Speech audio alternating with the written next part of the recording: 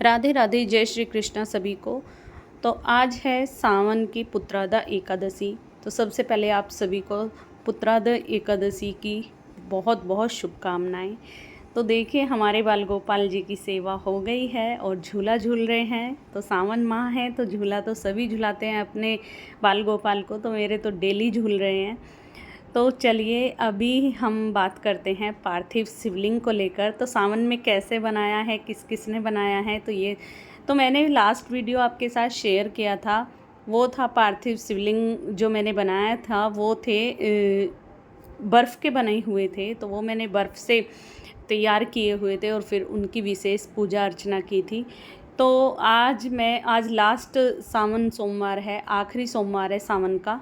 तो आज मैंने सोचा कि आज मैं मिट्टी के पार्थिव शिवलिंग बनाती हूँ। और मैंने आपको लास्ट वीडियो में बोला भी था कि मैं नेक्स्ट जो भी पार्थिव शिवलिंग बनाऊँगी वो मिट्टी के या किसी और चीज़ के रहेंगे। तो देखिए आप फल फ्रूट के भी बना सकते हैं, बट मैंने मिट्टी का बनाने का सोचा था, संकल्प लिया था, तो मैंने मिट्टी के बनाए हैं। तो मैं फ़र्स्ट टाइम बना रही हूँ, पहली बार मैंने इस तरीके से शिवलिंग बनाकर घर में स्थापित किए और उनकी पूजा अर्चना की है। तो इसका एक अलग ही अनुभव था, बहुत अच्छा लग रहा था, बहुत ही मतलब मन में श्रद्धा आ रही थी। और ये भी एक अलग ही तरह की मतलब आप कह सकते हैं कि अनुभव है। और बहुत ही आस्था मतलब आपका होता है ना कि एक पता नहीं क्यों ऐसा महसूस होता है कि अभी जो हम ये कर रहे हैं, हम शिव जी की आराधना कर रहे हैं, शिव पार्वती की आराधना कर रहे हैं। तो अगर हम ऐसे सच्चे मन और सच्चे हृदय से करते हैं तो ऐसा लगता है कि हमें साथ के साथ ही प्रभु अपना आशीर्वाद दे रहे हैं। तो आपको पता है कि पार्थिव शिवलिंग सबसे पहले तो माँ पार्वती ने ही बनाए थे। जब वो शिव जी को की आराधना करती थी, उनको वर के रूप में उनको पाना चाहती थी, तो उनको माता पार्वती ने ही पार्थिव शिवलिंग बनाए थे। तो वही हम माता पार्वती की वो तो नहीं कर सकते हैं, ना ही उनकी तरह हम हैं। तो उनकी तो क्या ही हम मतलब बराबरी करेंगे, तो नाखून बराबर भी हम उनके बारे में उनकी बराबरी नहीं कर सकते हैं।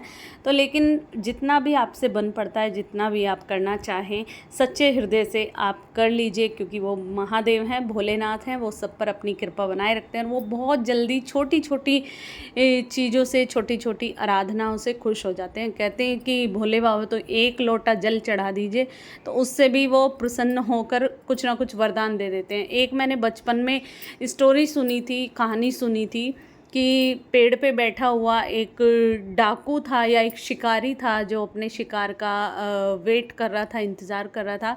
और वो फिर जैसे बेलपत्र के पेड़ पे बैठा था, तो वो वहाँ से वो इंतज़ार करते करते बेलपत्र की एक एक मतलब उनकी पत्तियां तोड़ के डाल रहा था। दल, 3 का दल होता है बेलपत्र का, तो 3 का दल वो डाल रहा था तोड़ तोड़ के। उसको नहीं पता था नीचे शिवलिंग था उस पेड़ के, और वो जितने भी बेलपत्र थे वो सारे उस शिवलिंग पे जा रहे थे, मतलब चढ़ रहे थे, गिर रहे थे।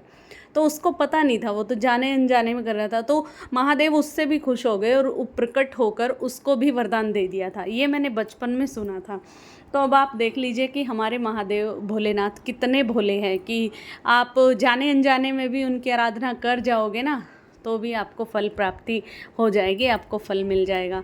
तो वही देखो, जितना मुझसे बन पड़ा है, जैसे भी मुझसे बने हैं पार्थिव शिवलिंग, मैंने सच्चे मन और हृदय से बनाए हैं और उनकी आराधना कर रही हूँ। तो मेरे पास जो भी सामग्री है, सबसे पहले मैंने उनको शहद, फूल, बेलपत्र, धतूरा और गंगा जल मैं हमेशा हरिद्वार का रखती हूँ अपने पास। तो गंगा जल हमेशा डालती हूँ। वैसे तो मैं हर पूजा में गंगा जल का इस्तेमाल करती हूँ, लोटे में जल ज़रूर डालती हूँ और उसके बाद ही मैं पूजा शुरू करती हूँ। कभी कभी ऐसा होता है कि हम मतलब जब वैसे दिन आते हैं तो अपवित्रता होती है थोड़ी सी, तो उसके नहाने धोने के बाद में जब 5 दिन ख़त्म होते हैं नहाने धोने के बाद में, तब भी मैं तो गंगा जल का छिड़काव पूरे घर में करती हूँ भाई। किचन से लेके बेडरूम हो, हॉल हो, बच्चों का स्टडी रूम हो, मैं सब में गंगा जल का छिड़काव करती हूँ, हल्का हल्का छींटा मारती हूँ, तो मेरे मन को शांति मिलती है कि मेरा घर पूरा पवित्र हो गया है। तो गंगा जल का तो मैं हमेशा ही अपने घर में रखती हूँ, और उम्मीद करती हूँ कि हरिद्वार का ही हो। तो अगर मेरे घर में ख़त्म भी हो जाता है ना, तो मैं क्या करती हूँ, मैं कोशिश करती हूँ, मैं कहीं ना कहीं से अरेंज करती हूँ, किसी को बोलती हूँ कि कोई अपने इधर जा रहा है तो मेरे लिए गंगा जल लेके आए, तो मैं गंगा जल हमेशा रखती हूँ। वैसे भी कहते हैं कि गंगा जल जिस घर में होता है उस घर से नेगेटिविटी दूर होती है, और उसमें वो गंगा जल बहुत ही अच्छा माना जाता है, अमृत के समान है। तो मैं इस तरीके से पूजा कर रही हूँ, फूल के साथ और बेलपत्र के साथ सभी चीज़ें मैंने अरेंज की हैं, जो भी मुझसे बन पड़ी हैं। जो 1-2 चीज़ें छूट गई हैं तो उसके लिए मैं भोलेनाथ से हाथ जोड़कर क्षमा मांग लेती हूँ और अपनी पूजा को आगे बढ़ाती हूँ। तो फिर उसके बाद में मैंने दिया धूप ये सब करके, और पता है बाद में क्या करती है क्या करती हूँ मैं, पूजा करने के बाद में थोड़ी देर दिया बत्ती होने के बाद में इनको मैंने उठा के मंदिर में शिव पार्वती की जो प्रतिमा है उनके सामने रख दिया था, और शाम तक जो वहीं पे रखे रहने दिया मैंने मंदिर में।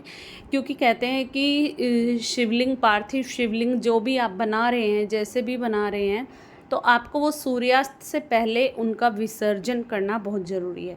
तो ये मिट्टी के थे, और मेरे आसपास कोई भी ऐसा मतलब झरना तालाब नहीं है जहाँ मैं रहती हूँ कि मैं विसर्जित कर सकूँ। तो मैंने क्या किया है, ये मिट्टी के हैं तो ये मैंने गड्ढा खोदा गमले में, और वहाँ पर मैंने इनको दबा दिया।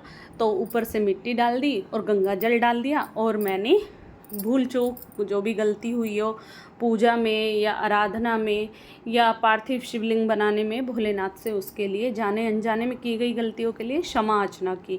तो वो तो ज़रूर ही करनी चाहिए, क्योंकि देखो हम मनुष्य हैं, हम इंसान हैं, तो हम ये नहीं कह सकते कि हमसे कभी कोई चूक नहीं हो सकती या गलती नहीं हो सकती। हमसे ज़रूर हो जाती है, जाने अनजाने में भी हो जाती है। कई बार हम जानकर भी कर देते हैं कि चलो हो गया, बाद में क्षमा मांग लेंगे। तो भाई ऐसा इंसान है तो हो जाता है, लेकिन क्षमा मांगना बहुत ज़रूरी है। एक क्षमा वर्ड ऐसा है कि आप क्षमा मांग लेते हो ना, तो ऐसा लगता है कि हाँ, कम से कम आपने अपनी गलती को स्वीकार किया और आप उसके लिए क्षमा मांग रहे हो। तो क्षमा याचना करें, और उसके बाद में हाथ जोड़कर जो भी आपकी मनोकामना है वो आप मांग सकते हैं, और उनको इस तरीके से विसर्जित कर सकते हैं। आपके पास अगर जलाशय है, तालाब है, नदी है, तो आप वहाँ जाकर इनका विसर्जन कर सकते हैं। तो लास्ट टाइम जब मैंने बर्फ़ के बनाए थे, तो बर्फ़ के मैंने क्या किया था कि उनको पूरा वो शाम तक सूर्यास्त से पहले पिघल गए थे, पूरा जल हो गया था। और फिर वो जल मैंने ऐसे पौधे में डाला जिसमें तुलसी नहीं थी। ये ध्यान रखना है कि तुलसी वाले पौधे में नहीं डालना है। तो मैंने उसमें डाल दिया था, तो वो तो पूरा ही मतलब एकदम से मिट्टी में मतलब समाहित हो गए थे। तो मेरे मन को बड़ी शांति सी मिली। तो इस तरीके से हम पार्थिव शिवलिंग बनाए मैंने मिट्टी के, और उनकी पूजा अर्चना की। आई होप आपको वीडियो अच्छा लगा होगा, और अब मैं इनको देखो मंदिर में रख दूँगी। तो वीडियो अच्छा लगा है तो प्लीज़ कमेंट करना, शेयर करना, लाइक करना, और जो भी मुझसे गलती होती है पूजा में या आपको कुछ एक्सप्लेन करने में, तो प्लीज़ आपसे हाथ जोड़कर रिक्वेस्ट है कि कमेंट में आप वो मुझे बताइए। मैं उस गलती को ज़रूर सुधारूंगी, क्योंकि अभी मैंने बोला है कि इंसान है, इंसान से गलतियां होती हैं। तो और सबका सोच अलग अलग होती है, तो इसलिए भी तो जो भी आपको गलत लगता है मेरी वीडियो में, तो प्लीज़ प्लीज़ प्लीज़ मुझे कमेंट करके ज़रूर बताइए, और मेरे साथ बोले हर हर महादेव। सावन का आखिरी सोमवार है, तो सब दर्शन कर लीजिए, और हाथ जोड़कर विनती कीजिए, प्रार्थना कीजिए कि भोलेनाथ अगला सावन भी हमारे जीवन में खुशी खुशी ऐसे ही आए, और इसी तरीके से हम आपकी आराधना करते रहें। तो अंत में कर लीजिए शिव परिवार के दर्शन।